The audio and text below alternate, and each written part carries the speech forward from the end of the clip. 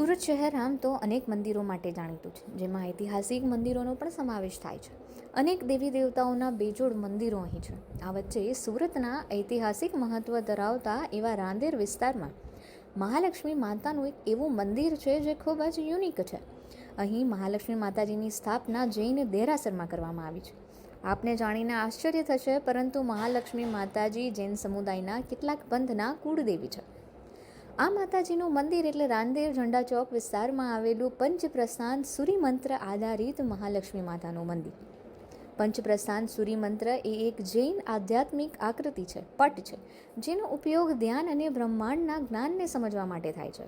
સન 1856ના કાળમાં રાંદેર ગામ અસલ સુરત સોનાની મૂરત 84 બંદરોના વાવટાથી સુશોભિત શહેર વેપાર ધંધાના ક્ષેત્રમાં ધમધમતું હતું.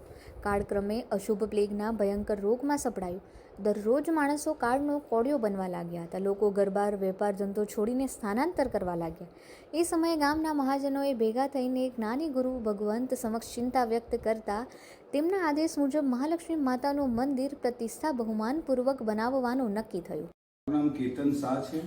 હું રાંદેર પંચથી આપણા માતાજીનું મંદિર ખરું તેમનો ટ્રસ્ટી તરીકે જણાવું તો આ જે તે સમયે જે પ્લેગ ફાટેલો રાંદેરમાં તે સમયની સ્થાપના માતાજીની થઈ હતી અને એ સ્થાપના થયા પછી રાંદેરમાંથી કે સુરતમાં પ્લેગ નાબૂદ થયો છે.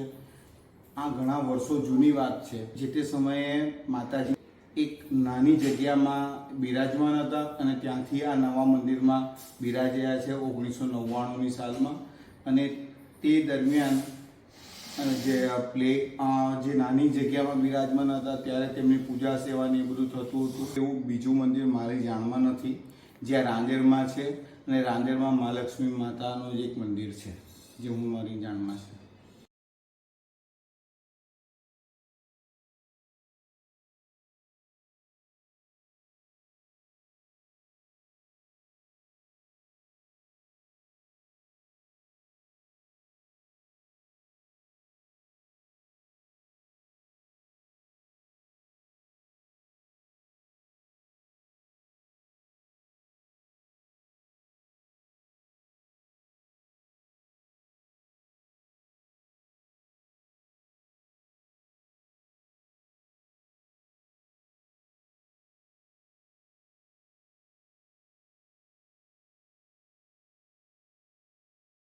રાંદેર લાડવા શ્રીમાળી જે જ્ઞાતિ છે તેમના કુળદેવી છે, પણ માતાજીની બધી જ કાસ્ટમાં ખૂબ જ દર્શન માટે ને બધી જ વ્યક્તિઓ ત્યાં આવે છે.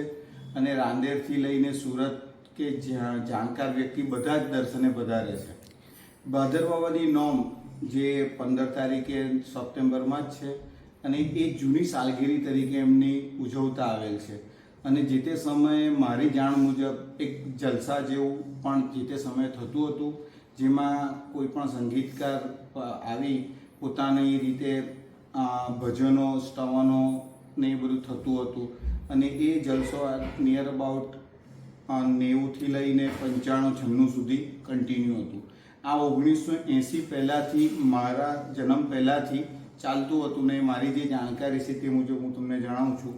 હાલ 1999માં યશોવર્મ સુરી મહારાજ સાહેબ હસ્તક માતાજીની નવા દેરાસરમાં પ્રાણ પ્રતિષ્ઠા થઈ છે. અને ત્યારબાદ વૈશાખ સુદ 13 જે એમનો પ્રતિષ્ઠાનો દિવસ છે તે પણ ઉજવાય છે. અને સાથે સાથે જૂની સાલગીરી તરીકે ભાદરવાની નોમ પણ ઉજવવામાં આવે છે.